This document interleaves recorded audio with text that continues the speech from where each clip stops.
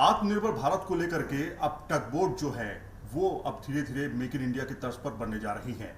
Shipping industry काफी boost कर रही है भारत में, लेकिन शिपिंग मंत्रालय का आगे का प्लान क्या है और खास तौर पे चाइनीज का जो दबदबा रहा है शिपिंग इंडस्ट्री में उसको फेज आउट करना है, इसके लिए मेक इन इंडिया पर जोर देना है। इस पर बातचीत करने के लिए मनसुख मंडाविया साहब है, केंद्रीय मंत्री हैं। सर, जिस तरह से टग बोट की बात की जाती है, बड़ी शिपिंग इंडस्ट्रीज जो है अब धीरे धीरे भारत में मेक इन इंडिया के तर्ज पर काम कर रही हैं, क्या प्लान है?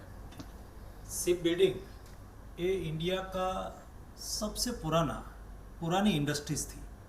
देश में आज 12 मेजर पोर्ट है और 64 माइनर पोर्ट है, मतलब नॉन मेजर पोर्ट है। मैरीटाइम बोर्ड होते हैं, कई कंपनीज पोर्ट सभी के पास टग होती है। टग का काम 3 टाइप का होता है। वो पायलटिंग करते हैं, वो रेस्क्यू करते हैं, वो कई सप्लाई पहुंचाना है तो करते हैं। ऐसा कई काम टग के पास होता है और सभी ऑर्गेनाइजेशन के पास टग होती है। आज देश में 450 से 500 टग कुल मिला के है और हर साल 20-25 टग नई बनती है, नई आती है। आत्मनिर्भर भारत के अंतर्गत हमने इंडिया के मेजर पोर्ट को जो टग की रिक्वायरमेंट है वो इंडिया बल्ट मेक इन इंडिया ही होनी चाहिए और मेक इन इंडिया के माध्यम से टग इंडिया में ही बने और इंडिया में ही उसका यूज हो, उसका क्या फायदा है।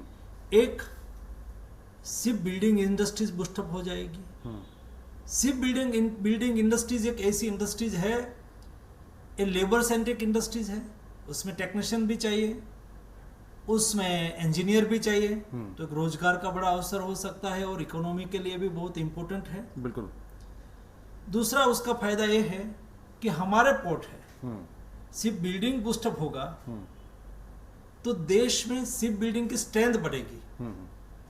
एक समय था जब मैरीटाइम सेक्टर में हम बहुत रिच हुआ करते थे, शिप बिल्डिंग इंडिया की सारी दुनिया में होती थी और आज शिप बिल्डिंग में हम 1% से कम शेयर में चले गए हैं। उसको बूस्टअप करना, ये 2 हमारा लक्ष्य है, इसलिए हमने टग बोट में मेक इन इंडिया कंपलसरी किया है। सर, देखा ये गया है कि हम लोग लगातार कोशिश ये कर रहे हैं कि जो बाहर की विदेशी कंपनियां हैं, आत्मनिर्भर भारत को सफल तभी बनाया जा सकता है जब दूसरी विदेशी कंपनियां हमसे खरीदें माल, हमारा सामान खरीदें और हम उनका कम सामान खरीदें। तो इसमें चाइना भी आता है कहीं ना कहीं। तो आपको लगता है कि इससे बूस्टअप होगा और इंडस्ट्री को फायदा होगा, रोजगार मिलेगा, खासतौर पर इंडियंस को? ये महत्वपूर्ण विषय है।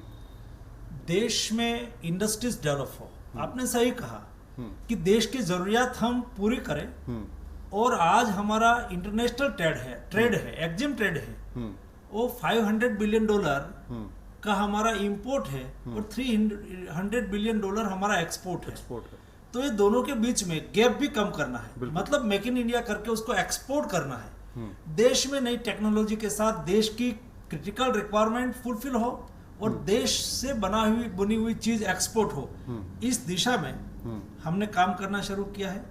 मिनिमम पहले स्टेज में हम हमारी रिक्वायरमेंट, आज क्या होता है, फॉरेन कंपनी से सेकंड हैंड या तो बना के इंडियन कंपनीज ले आती है, कोई लीज पे देती है, कोई पोर्ट वहां से प्रोक्योरमेंट करते हैं, तो इंडियन शिप बिल्डिंग कंपनी को उससे कोई फायदा नहीं होता। बिल्कुल। और वो रिवाइव नहीं हो सकती, उससे एफडीआई भी आएगी। उससे क्या होगा, इंडिया की इतनी रिक्वायरमेंट है, टेक्नोलॉजी लेके दुनिया की कई कंपनी ने, शिप बिल्डिंग कंपनी ने हमारा अप्रोच किया है। बिल्कुल। वो हमारी शिप बिल्डिंग के साथ जॉइंट वेंचर करेंगे और यहाँ मास प्रोडक्शन करेंगे, उससे देश की इकोनॉमी को तो फायदा होगा ही, हमारी रिक्वायरमेंट मेक इन इंडिया से फुलफिल होगी ही और हम एक्सपोर्ट भी कर सकते हैं। ये स्ट्रेंथ हम कैसे अचीव करें, ये हमारा आत्मनिर्भर शिपिंग का एक कंसेप्ट है। शुक्रिया न्यूज नेशन से बातचीत करने के लिए। तो कुल मिलाकर के शिपिंग इंडस्ट्री में खासतौर पे टग बोट की अगर बात करें तो ये काफ़ी इंपॉर्टेंस रखती है और भारत में जिस तरह से आत्मनिर्भर भारत कैंपेन को चलाया है उसमें टग बोट एक अहम भूमिका भी निभा सकती है। वीडियो कमल किशोर के साथ सैयद आमिर हुसैन, न्यूज नेशन, दिल्ली।